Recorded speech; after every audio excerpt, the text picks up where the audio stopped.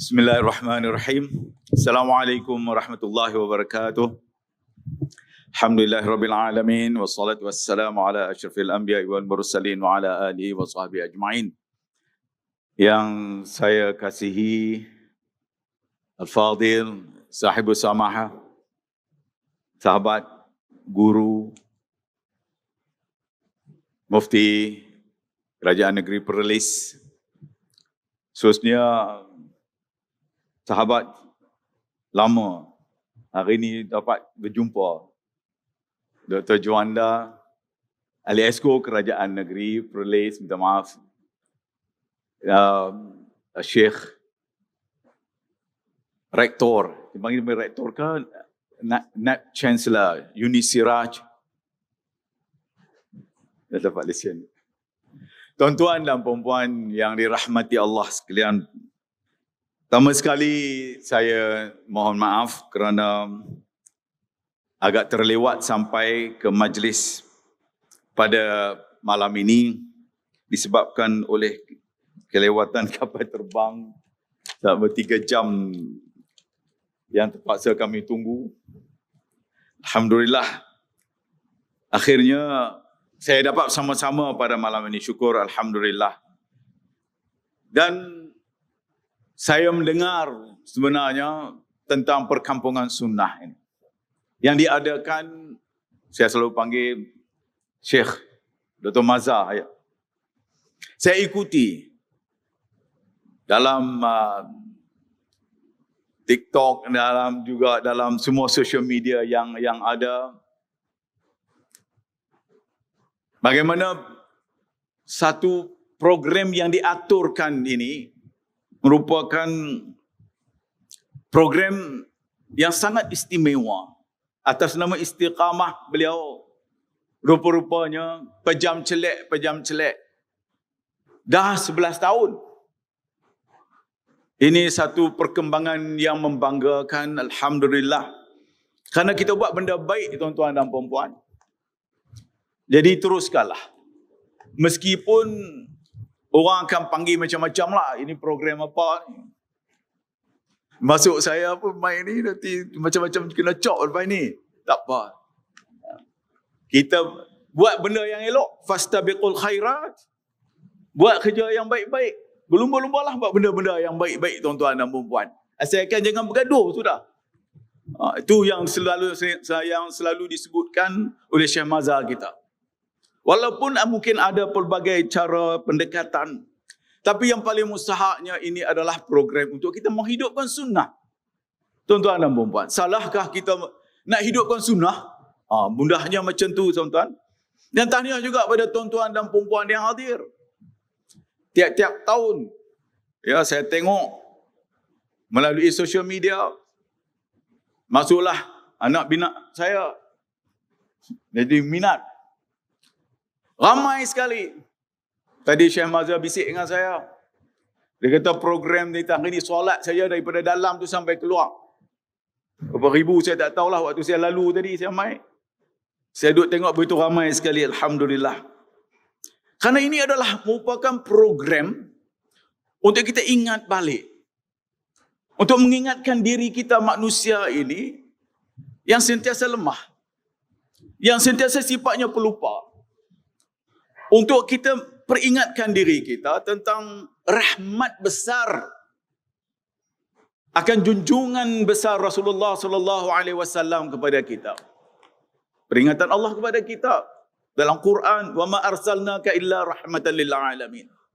Rahmat ni, tuan-tuan, kalau kita tengok rahmat ni, kalau kita baca sejarah manusia, tuan-tuan dan puan-puan, kita akan dapat tahu. Saya duduk tengok Tuan Mazhar duduk cakap bab-bab ni. Bagaimana perkembangan manusia? Bagaimana kehidupan manusia yang tak ada akhlaknya, yang hilang nilai-nilai kemanusiaannya seperti itu, tetapi diturunkan seorang Rasul untuk membawa rahmat ke sekalian alam. Dan salah satu perutusan itu, tugas baginda itu ialah untuk membentuk akhlak manusia. Innama bu'aisu liutammima makarimal akhlak. Ya, tuan-tuan dan puan-puan, mungkin di waktu itu orang bertanya, kenapa? Soal akhlak. Tuan-tuan bayangkan, kalau lebih daripada 1400 tahun yang lalu, ayat itu memperingatkan kepada kita tentang akhlak, apatah lagi kalau kita lihat perbandingan kehidupan manusia pada hari ini. Walaupun dia mungkin moden, hebat manusia dengan ilmu, dengan pelbagai ilmunya, tetapi soal akhlak terus menjadi percaturan yang besar. Kita tengok perang-perang yang berlaku, mungkin orang bijak pandai, tetapi akhlak dia habis. Nilai kemanusiaan dia habis. Inilah pentingnya program-program seperti ini. Dan saya bangga apabila saya tengok tadi ramai pelajar-pelajar universiti datang salam dengan saya. Daripada UiTM-nya, Unisiraj-nya, daripada Unimap-nya dan lain-lain lagi yang berada dalam lingkungan Kementerian Pendidikan Tinggi. Alhamdulillah. Tuan-tuan dan puan-puan sekalian, dalam kesempatan yang terbatas ini, dia mengingatkan kita juga tentang tajuk yang dibincangkan untuk tahun ini. Zikrullah.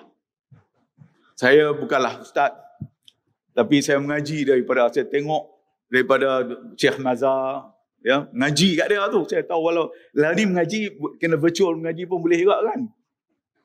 Kadang-kadang pergi menghadap, kadang-kadang jumpa, bincang. Ya. Zikrullah, tuan-tuan dan puan-puan. Dan kita tahu bahawa zikir ini, seperti yang kita tahu, kata akar dia zakarah. Mungkin dah kita dengar dah dalam 2-3 hari ini. Kita dengar apa yang disampaikan oleh Syekh dan juga oleh pembentang-pembentang kita.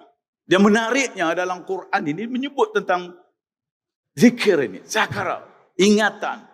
Dan gantunglah kepada penggunaan ayatnya itu.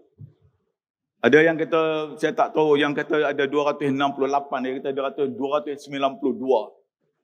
Itu nak kena tanya Syekh, berapa sebenarnya ya yang disebut dalam Al-Quran, ya? Itu berapa? Ulangan perkataan zakarah. Dia 268, dia kata 292. Kata dasar tu, dia bergantung kepada dari segi penggunaannya. Ya. Dan tuan-tuan dan puan-puan, kenapa syukur ini adalah zikir ini adalah merupakan satu perkara yang sangat-sangat mustahak dalam kehidupan kita. Sebab kadang-kadang kita hanya memikirkan bila kita bercakap tentang soal zikir ini, hanya kita duk zikir hari-hari lah. Kita kadang-kadang kita duk bergaduh soal zikir. Zikir macam mana zikir yang lebih betul, mana zikir yang lebih panjang, mana zikir yang pendek, mana yang sebaik-baiknya, mana yang boleh diterima. Saya kata yang kita duk bergaduh pasal zikir ni buat apa? Yang pertama, tengok panduan apa yang diajarkan oleh Rasulullah SAW kepada kita. Mudah ya sebenarnya, yang kita duk bagi orang kata complicated sangat ni pasal apa? Dan malah kalau kita lihat dari segi penggunaan zikir itu sendiri pun ada pelbagai, kita tengok makna dia, tuan-tuan dan puan-puan. Ya. Dan saya lihat dalam salah satu ceramah, ya, oleh Syekh Mazhar kita. Dia ambil daripada kitab Al-Azkar Imam Nawawi yang dia menyebut bahawa zikir itu apa sebenarnya. Dia kata, kalau kita lihat dari segi terjemahan, apa yang diterjemahkan dari segi makna itu ialah mudah je, kehadiran hati kita kepada Allah Subhanahu wa taala. Hudurul qalb. Betul Syekh, no? Belajar pasal mengaji lah, nak minta ijazah apa ni. Ya, hudurul qalb. Iaitu bagaimana manusia ni kadang-kadang dia hanya zikir, kadang-kadang dia tak faham apa yang dia zikirkan. Dan kadang-kadang dia tak bersungguh-sungguh. Dia tak faham. Sebab tu kadang-kadang kita duduk dengar orang zikir tu macam-macam. Tapi bila tanya dia, apa yang faham tak? Apa yang zikir tu? Dia tak faham punya. Kadang-kadang ada yang macam saya tak mahu sebut lah. Dia orang kata saya komen apa, orang meloncat, tak meloncat apa semua. Tapi zikir tu macam mana? Tuan-tuan dan puan-puan, saya pun belajar sebenarnya. Ya, yang mana yang ajar jalan yang baik, ya, yang sebaik-baiknya yang diajar. La ilaha illallah, la haula wala quwwata illa billahil aliyil azim. Itu sebenarnya tuan-tuan dan puan-puan kalau kita terus meneruskan sebagai menjadi amalan kita setiap hari, astaghfirullahalazim.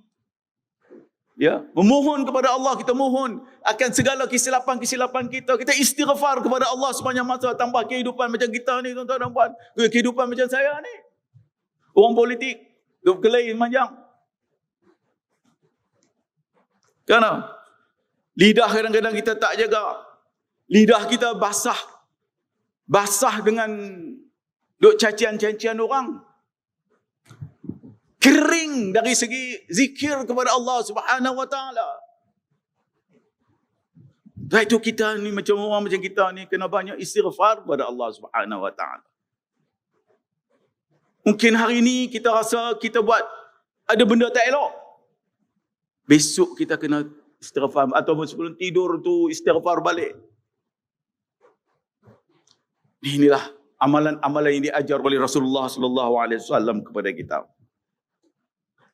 Dan manusia ni tuan-tuan dan puan-puan, dia ada sifatnya sifat yang lemah. Dan sebab itu disuruh kepada kita untuk sentiasa mengingati Allah Subhanahu wa taala. Manusia ni kadang dia lemah dan kadang-kadang tu dia cemas sifatnya. Kan? Dia kadang-kadang dia tak tentu hala tu. Dia tak tentu hala. Dan ini yang orang kata yang tuan-tuan lain macam hulu'. Sifat-sifat apa cemas. Dia kadang-kadang dia cemas, dia tak tahu. Dia rasa buat ni tak kena, buat ni tak kena, buat tu tak kena. Kenapa? Dalam hati dia itu tidak ada Allah Subhanahu wa taala. Dia ingat kembali kepada Allah Subhanahu wa taala. Dan begitu juga manusia ni. Dia lemah sebenarnya. Kita ni adalah manusia yang lemah. Ya, yang dhaifan. Wa khuliqal insana dha'ifa. Lemah kita ni tuan-tuan dan puan-puan, yang kita rasa kita ni manusia yang hebat. Mentang-mentang mungkin orang panggil kita profesor, mungkin orang panggil kita doktor, mungkin orang panggil kita syekh, ya. Atau tok syekh dan sebagainya, kita rasa kita ni hebat. Tak, tuan-tuan dan puan-puan. Kita ini adalah sifat manusia itu, sifat yang lemah, tuan-tuan dan puan-puan sekalian. Makanya kita perlu sentiasa istighfar pada Allah, mohon keampunan daripada Allah akan segala kesilapan dan kelemahan, akan perkara-perkara yang kita lakukan. Begitu juga manusia ni, sifat dia apa? Sifat dia terburu-buru. Kadang-kadang dia nak buat kerja tu, dia tak fikir apa dah. Ya. Sifat yang dipanggil ajulah. Betul saya? Dia kadang-kadang manusia ni begitulah. Dia nak buat sesuatu, dia tak fikir panjang. Dia ikut cara dia, ikut perasaan. Orang putih kata emotional. It's too emotional. Lepas dah buat tu baru dia rasa Allah aku buat silap rupanya. Itu pun kalau sekiranya dia ada kesedaran zikir mengingati Allah akan apa perbuatan yang dia lakukan. Jadi tuan-tuan dan puan-puan, makanya pada tahun ini dipilih zikrullah itu adalah sebaik-baik tajuk untuk kita bincangkan, untuk kita lihat supaya jiwa kita menjadi jiwa yang tenang dalam keadaan yang sedang kita hadapi pada hari ini. Itu satu bab tuan-tuan dan puan-puan. Tetapi dalam satu segi yang lain, bila kita bercakap tentang zikrullah ini juga, ianya terkait dengan apa yang satu lagi aspek, iaitu zikir dan fikir. Inilah bila Syekh Mazhar call anak tu baca ayat tu kat dia. Boleh kan buat ayat tu ke tak? Betul itu. Jadi sebab dia berkaitan dengan ilmu kita.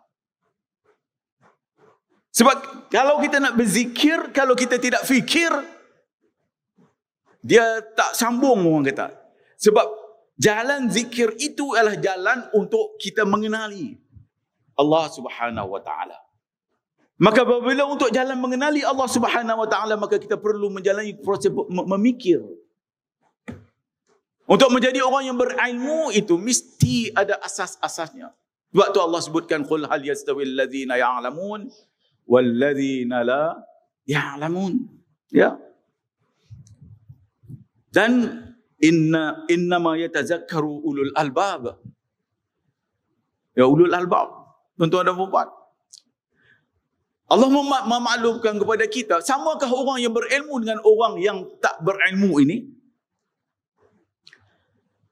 Dan orang yang sentiasa mengingati Allah ini adalah terdiri daripada orang yang benar-benar berakal sempurna, ulul albab. Kalau ditanya saya, tuan-tuan dan puan-puan, untuk kita menterjemahkan ulul albab itu, wah, itu memerlukan tafsiran. Itu kita perlukan kita punya masyayikh yang ada di depan untuk jelaskan apa itu ulul albab sebenarnya. Apakah dia terdiri pada golongan ulama, golongan yang pencari ilmu dan sebagainya. Tapi Allah jelaskan kepada kita. Ini mungkin kadang waktu kita bangkit solat tahajud ini antara ayat yang digalakkan ya untuk kita membaca, inna fi khalqis samawati wal ard wa ikhtilafil laili wan nahari la ayatin li ulil albab alladzina yazkuruna Allaha qiyaman wa qu'udan wa ala junubihim wa yatafakkaruna fi khalqis samawati wal ard rabbana ma khalaqta hadza batila subhanaka faqina azaban nar. Ayat sangat cantik, tuan-tuan dan puan-puan. Bagi siapa yang merenung ayat ini, ia akan mengingatkan kita apa yang ada di langit, tuan-tuan dan puan-puan. Ya, dan juga samawat. Dan di bumi dan di samawat. Samawat ni pun kalau nak terjemah tu, keluasan kosmik kalau bahasa orang putihnya. Ya. Bukan di langit, kosmiknya kalau nak diterjemahkan. Sebab dia ada billions of galaxies. Ya. Untuk apa? Dan juga peralihan malam dan siang itu. Untuk siapa? Bagi hanyalah untuk golongan yang memikirkan. Iaitu untuk golongan ulul albab. Mereka yang sentiasa memikirkan sama ada waktu tidur ke, waktu bangun ke. Apa dia cakap? Boleh lagi ya?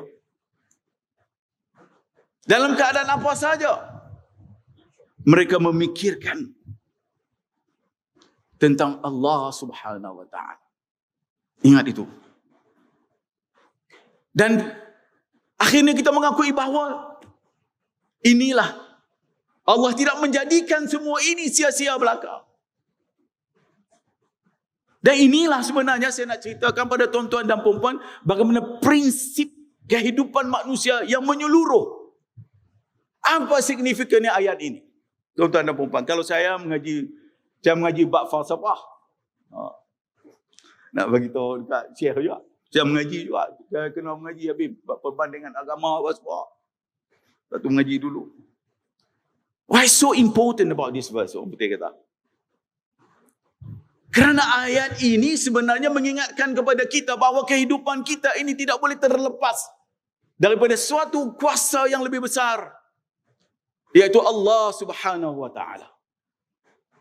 Kalau kita pisahkan di antara zikir dan fikir ini, tuan-tuan dan puan-puan, maka berlakulah apa yang berlaku kau rasakan di dalam sistem yang kita saksikan di kebudayaan barat itu. Kalau nak cerita bab ni, dia kena ada satu kuliah yang lain. Bagaimana berlakunya pemisahan, dia panggil pemisahan ilmu. Ya, apa yang kita panggil ilmu sekular. Tapi ilmu sekular pun nak kena mengaji, tuan-tuan dan puan-puan. Jangan kita hanya duk dengar. Kadang-kadang orang duk ceramah ni, hidup ni sekular ni semua hidup sekular. Kita faham tak sekular tu? Kita kena faham dari segi falsafahnya, kebudayaan baratnya, dari falsafahnya yang bersifat apa dia panggil humanisme, yang terlalu menekankan kepada manusia. Dia tak lagi dah melihat tentang Tuhannya, tuan-tuan dan puan-puan. Hebat tara mana pun dia kata tentang kehidupan kita di dunia ini adalah hebat tentang manusia itu. Sejauh mana seorang manusia itu boleh mencapai di peringkat apa yang dipanggil the perfect man. Sebab apa? Faham humanisme. Masuk bab tu sikit. Tetapi sebab apa saya nak jelaskan ini? Karena kita ni mewarisi sistem pendidikan itu. Kadang-kadang kita lupa. Dan menyebabkan akhirnya yang satu mengaji belah sana, yang satu lagi mengaji belah sini. Yang satu ni mengaji sungguh-sungguh lah. Nak jadi saintis, kita pula berbangga pula yang mana menjadi saintis, yang jadi ahli-ahli teknologi dan sebagainya. Yang ini jadi geng-geng ustaz mengaji bab-bab agama. Ya. Kita tidak melihat dari segi apa yang sebenarnya kita bina. Manusia apa yang sebenarnya kita bina? Manusia yang kita pisahkan daripada rohani dan jasmaninya. Manusia yang kita pisahkan daripada akalnya dan dari segi kerohaniannya, tuan-tuan dan puan-puan. Dan akhirnya kita mewarisi sistem itu. Sebab itulah kami waktu di UAE apa semua dulu duduk cakap ni. Islamization of knowledge, islamisasi ilmu. Jenuh juga nak terangkan kat orang macam mana apa itu islamisasi ilmu, macam mana ada sistem macam ni juga. Macam mana nak ubah cara kita berfikir, cara kita belajar. Dan macam mana kita melihat kaedah ilmu. Apakah seorang yang dianggap sebagai yang hebat dalam bidang engineering dia, dalam bidang perubatan dia, dalam bidang undang-undangnya, dia tidak boleh menjadi manusia yang punya adab, punya ilmu Islami di dalam dirinya. Dulu tak boleh. Tapi akhirnya kita pecahkan itu. Alhamdulillah kita ada tokoh-tokoh kita semua yang ada di depan kita. Dan juga tuan-tuan dan perempuan. Membuka ruang itu balik. Kita berbicara secara terbuka. Bagi tahu kepada semua bahawa ilmu itu adalah yang seluas-luasnya. Tetapi sebenarnya manusia itu jangan berbanggalah. Ya, jangan berbanggalah dengan orang kata dialah manusia yang paling hebat dan sebagainya. Sebenarnya apa yang ada kepada kita, ilmu itu ada sikit dia, sekelumit dia. Wa ma utitum minal ilm illa qalila. Allah bagi kat kita sikit ya tuan-tuan dan puan. Kadang-kadang kita lupa. Kita lupa di kalangan kita ada yang bergelar mungkin profesor ataupun syekh-syekh dan sebagainya. Ini yang dipanggil dalam bahasa orang akademik lah, nak sebut sikit lah. Bahasa orang dia panggil intellectual arrogant. Dia takbur dengan ilmu dia. Sebab tu saya suka dengar ni dekat ni syekh kita. Saya suka dengar bukan depan dia, saya memang bagi tahu. Saya suka dengar Syekh Mazhar sebab dia hampa suka ke tak suka soal lain lah. Dia bercakap based on rujukan dia, kitab dia baca. Kalau hampa nak lawan dia, lawanlah pihak baca kitab mana pula yang boleh lawan dia punya hujah. Baru orang kata kita ni manusia yang berilmu, yang kita berbeza pendapat pun berdasarkan pada ilmu. Adabul ikhtilaf di kalangan ulama, di kalangan intelektual. Ini janganlah kita tak tahu apa-apa, kita tak mengaji, kita duduk dengar ceramah yang macam-macam tu, terus kita pegang. Tak boleh. Ini kapiak lah ni, ini dah tersesat ni dah Wahabi dan sebagainya. Tuan-tuan dan puan-puan, itulah krisis umat tuan-tuan dan puan-puan. Ya. Kadang-kadang kita lupa bab-bab ini orang tengah duduk pelaga kita. Tuan-tuan tengok apa yang berlaku sekarang di Iran, di sebagainya. Sebab tu orang bertanya kepada Syekh Mazhar, apa pandangan tentang apa yang berlaku di Iran? Tengok macam mana anak ikut hantar dengar ceramah dia. Apa pandangan dia? Apakah Syekh Mazhar kita biar kat depa bukan Islam. Depa tu memang Syiah, terkeluar daripada ahli sunnah wal jamaah. Tak. Syekh Mazhar kata kita kena tengok dalam konteks apa yang kita nak tengok depa ni. Jangan kita mengambil kesempatan kerana ada gerakan-gerakan yang sedang dilakukan untuk menjahannamkan, untuk memecahkan umat Islam ketika mana umat Islam diperlakukan di Palestin, di Gaza, di Iran, di Libya, di Syria. Dan seluruh tempat di Yaman dan sebagainya, tuan-tuan dan puan-puan, termasuk di Sudan dan lain-lain.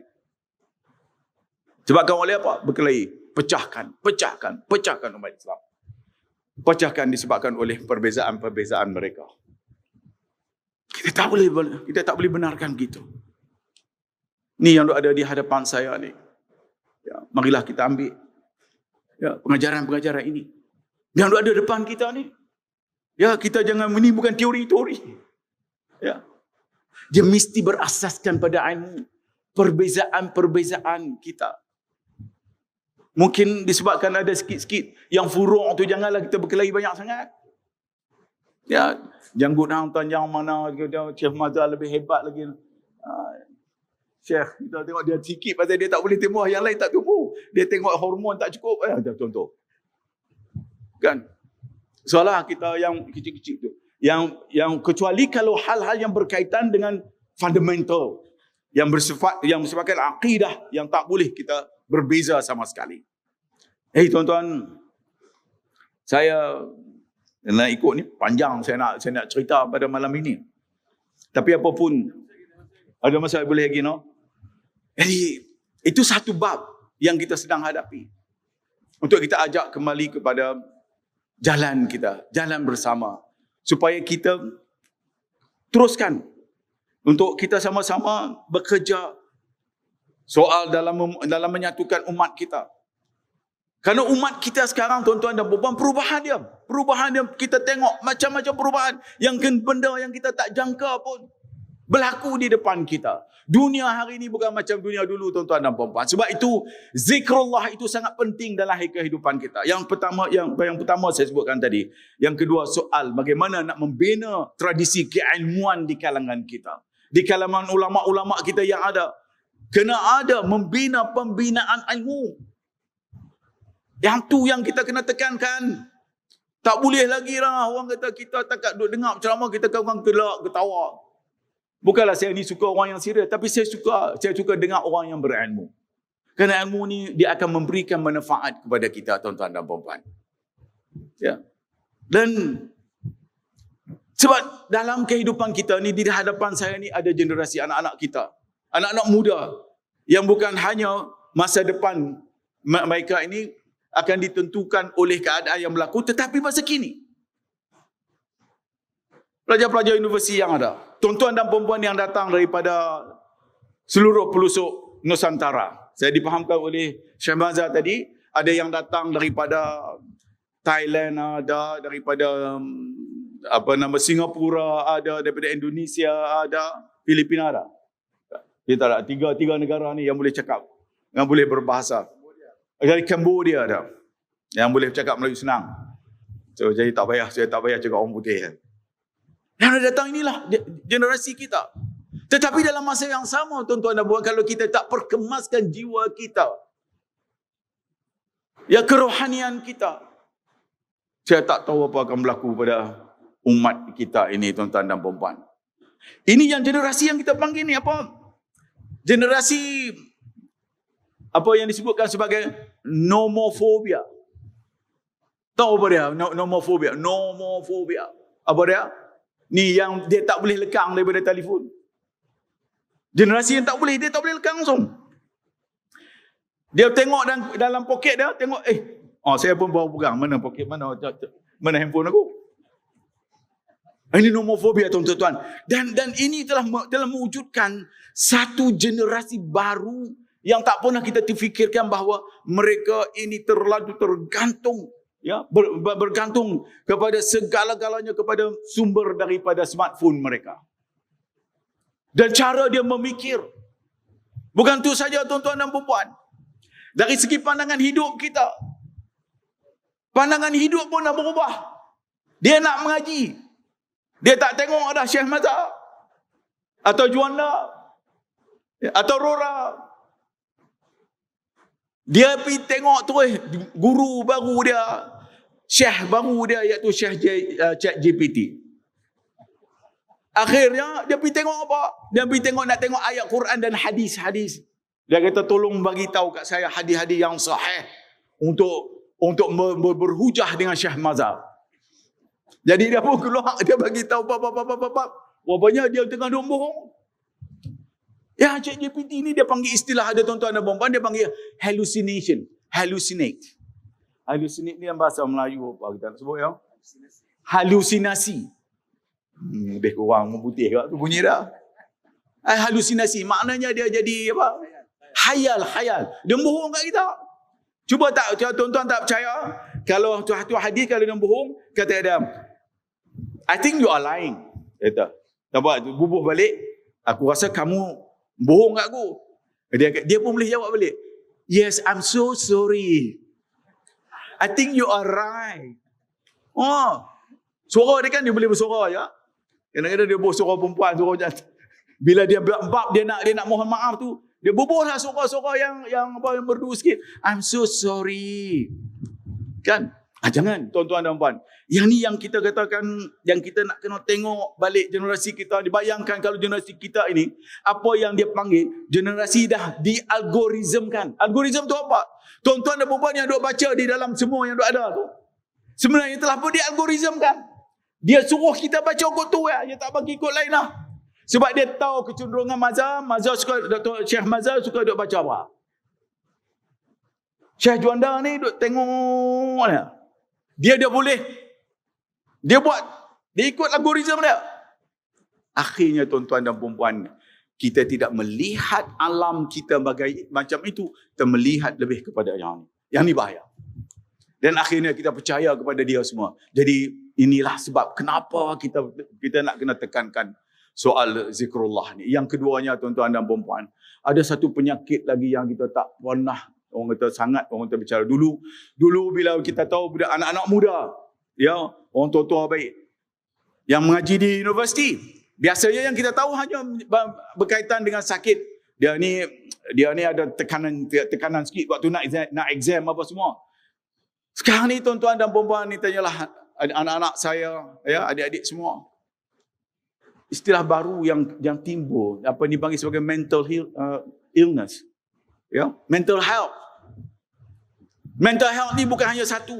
Macam-macam jenis. Depression lah, anxiety lah, ADHD lah, macam-macam. Saya pun tak tahu istilah-istilah tu. Tapi ini perkara-perkara baru yang disebabkan oleh dunia baru yang sedang kita hadapi. Bayangkan tuan-tuan, anak-anak kita yang kering dalam jiwanya akan zikrullah ini tuan-tuan. Jadi kita tak nak melahirkan apa yang dipanggil tuan-tuan dan perempuan. Ya, sekarang ini saya bimbang. Kalau kita tengok anak-anak kita, ada satu buku ni saya nak Menteri Pendidikan ni kena habaq buku ya, no. Satu at least dia suruh baca sekatu. Ni buku ni sangat menarik. Walaupun dia mungkin tak ada kaitan dengan apa zikrullah ni, tapi dia peringatkan kita. Buku baru yang keluar dalam pasaran, nama dia The Anxious Generation. Anxious Generation ni oleh Profesor Jonathan Haidt. Dia menceritakan tentang keadaan yang berlaku, bagaimana perubahan yang dahsyat yang berlaku terhadap anak-anak kita, terhadap anak-anak muda kita. Iaitu kalau dulu dia panggil sebagai anak-anak kita ni, dalam istilah bahasa orang putihnya, cuba tengok dalam tu lah, tengok hebat tu. Sebab tu lah ni nak ceramah pun jangan bohong. Dia pun pergi check tengok habis semua. Dia panggil dia anxious generation. Apa dia kata? Profesor Jonathan, dia kata, apa yang ada di hadapan kita, kalau dulu anak-anak kita, waktu anak-anak kecil saya, macam zaman kita, zaman Syekh Mazhar apa, kita ni waktu kecil-kecil, kita duk main tahu mana? Kita pergi main apa dengan kawan-kawan kita, pergi kat padang permainan, tang mana dan lah di kampung tu. Kan? Syekh Mazhar pun macam tu juga kan, main bola, sepak, kawan kita. Sebab apa? Itu yang dipanggil sebagai the play-based childhood. Banyak kawan, kadang-kadang berkelahi, bertumbuk, menangis, balik, lepas tu raja, lepas tu tupi balik, kawan balik esok. Ya. Dia panggil play-based. Maksudnya dia main, dia berkawan daripada kecil. Tapi ada satu lagi, dia kata, lah ni, suasana tu dah tak ada arah. Suasana tu yang disebut sebagai apa yang dia kata, the phone-based childhood. Tuan-tuan tengok, anak-anak kita, kalau yang duk khia-khia sikit, kita apa nak makan, bawa dia pergi ke mana? Kita bagi apa kat dia? Bagi handphone kat dia, ataupun buka cerita tu, hang duduk salah, tengoklah itu. Jadi akhirnya tuan-tuan dan puan, kita dah tak membentuk generasi yang berdasarkan kepada dia berkawan sama kita. Dan dia tak ingat apa dah. Dan dia semakin jauh, bukan hanya dia jauh daripada Allah, tetapi dia jauh juga hubungan sesama manusia. Dia tak ingat dah. Dan ibu bapa pula, kata profesor, Dia kata apa? Kita punya sayang anak-anak kita. Kita jadi overprotection. Cara ni takut orang main colek anak kita. Takut orang main ni kat kita. Takut siapa-siapa orang tak ni. Jaga anak-anak. Tak bagi anak berkawan ni. Tak bagi anak ni. Akhirnya tuan-tuan dan puan, habis generasi ini. Sebab itulah bukakanlah, bawalah, galakkanlah anak-anak kita untuk sama-sama dalam program-program ilmu seperti ini. Jadi Dr. Syekh Mazhar, sekali lagi saya ucapkan terima kasih atas jemputan ini. Ya, semoga Allah memberikan keberkatan atas usaha-usaha ini. Ya, saya percaya bahawa usaha-usaha ini akan memberi manfaat yang sangat besar dalam usaha kita untuk membentuk generasi kita. Jadi tuan-tuan dan puan-puan, dekat tu saja kot, no? Terima kasih banyak. Saya duduk tengok Syekh Mazhar dah 2 kali duduk tengok itu. Minta maaf banyak-banyak. Saya pun sekali lagi minta maaf banyak-banyak kerana lewat. Memang dia buat bahkan 3 jam kapal terbang dari itu lewat. Jadi semoga majlis ini akan terus berjalan dengan baik dan mendapat kerahmatan daripada Allah Subhanahu wa taala. Aqulu qawli hadza wa astaghfirullahal azim li wa lakum. Wassalamualaikum warahmatullahi wabarakatuh.